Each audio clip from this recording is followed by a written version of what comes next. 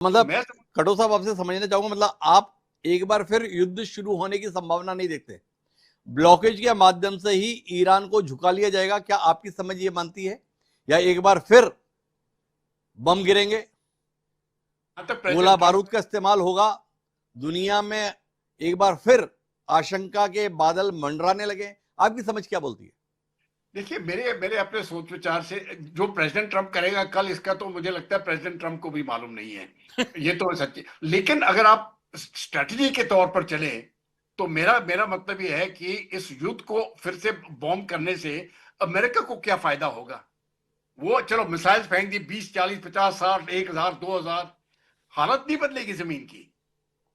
तो वो अगर वो चाहते हैं कि हम मिसाइल अटैक करें और ईरान की जनता फिर से उठ जाए और आईआरजीसी की जो कमांड है, जैसे एम्बेसडर साहब ने बिल्कुल सही बताया है, उसको सट्टा पलट हो जाए, तब बात अलग है, लेकिन वो होने वाला नहीं है। तो ब्लॉकेड जो है ये बहुत असर करेगा। मुझे लगता है ये धमकियां दे रहे हैं प्रेसिडेंट ट्रंप।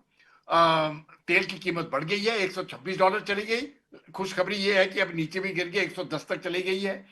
लेकिन अगर इस प्रकार से चलता रहा 126 तो चले जाएगा, ये 150 200 तक भी जा सकता है। बहुत बुरी हालत हो सकती है ये। बहुत बुरी हालत हो सकती है, लेकिन कटो साहब का मानना है कि अब युद्ध दोबारा से शुरू करने से उतना फायदा नहीं है, बल्कि इस नाकाबंदी को बनाए रखने से शायद अमेरिका अपने लक्ष्य को प्राप्त कर सकता है।